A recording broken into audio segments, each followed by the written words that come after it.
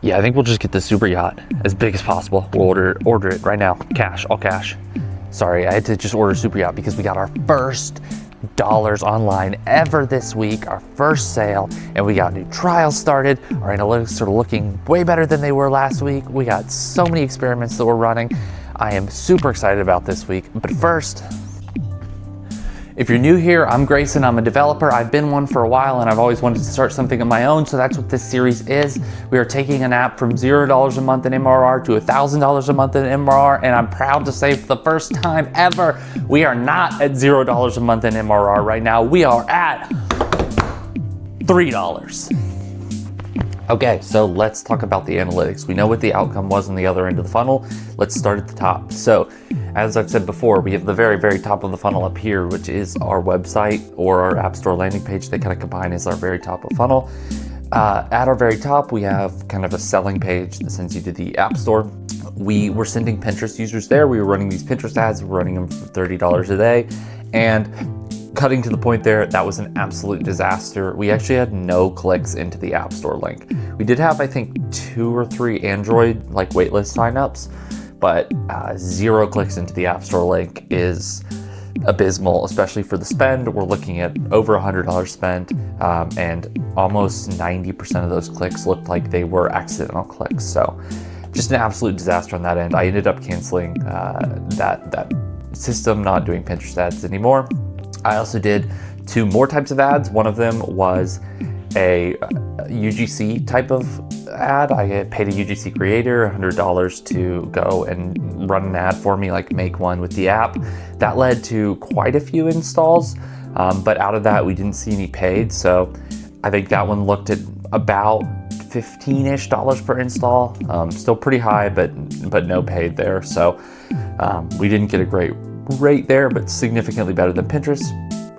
Then we had Apple App Store ads, which were kind of our best performer here. We got 8 attributable installs to those, and that's out of 12 total installs. So most of our week was Apple App Store ads. So of those 12 users that installed the app, we had 2 people go all the way through and start a trial. So that's not terrible. A little bit less than a 10% downloaded to trial start rate. Obviously, I'd love to get that a little bit higher. And then of those trials, one of the trials canceled like 20 minutes after, and then one of the trials is still going on. We'll see next week if they churn or what happens with that. But what you're probably here to know is that the last week's trial actually converted. So I was really happy to see that last week trial converted and get our first paid, so we know our funnel at least somewhat works. Okay, so we're talking about ads. I'm running a lot of ads. What's our ultimate goal here? Well, I think it's obvious. Our ultimate goal is to pay less in ads than the average user makes. We want to pay, $7 to acquire a user, and on average, that user turns into $8. And then that's like a money printing wheel, right? Obviously, that's super hard to do, and at no point did we expect that we would just run ads and it would be immediately obvious and like, oh, this is a money printer, right? But what we can do and what we can learn from these ads is, one, what our average cost per user is, and we can optimize that to hopefully get it lower.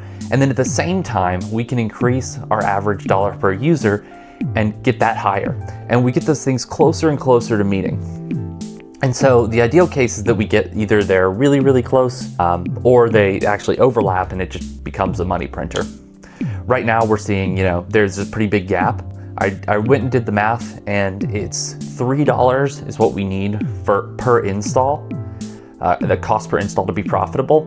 Right now on Apple, we're at like $7.30. So that's a big, big gap, but I think we can improve both of those numbers by changing one, our onboarding on our app side, and then changing which keywords we're focusing on the Apple side. So overall, we want those numbers to get really close, and we're okay if the ads actually are not yet profitable. One, because if we have a sticky product, if users continue to pay, the lifetime value of the user should go up and up and up and up and up over time. If you just think of the user as somebody who possibly subscribes for 1 year and then immediately churns, well then, your lifetime value of your user is going to be lower than it could be. But if your users are recurring and they're not churning and the product is really good and really sticky, then hopefully that number should creep up and up and up. So we're okay with that number being slightly less than our cost per user. On top of that, we're getting something really, really, really useful, which is a lot of signal. If we can get a lot of people to install our app, as we said, we can work on our funnels. And if we can work on our funnels, we can improve that spend quicker and quicker and quicker, and we can start to kind of get a flywheel going. So seeing a lot of these installs is really, really helpful for me because I can see where users are dropping off. Like for example, right when they log in, they're seeing the login screen and not starting onboarding if they're a first-time user. That drops off a lot of users. I've seen 4, 5, 6 users drop off immediately at that screen and never even go into onboarding. That's my largest drop off right there. And while those users probably, we don't know, probably weren't gonna pay, but it's just handicapping ourselves by cutting them off right there. So instead we wanna change our paywall around, and we can probably find a way to improve it so that the users at least go through, maybe see their wow moment, and then are asked to create a profile.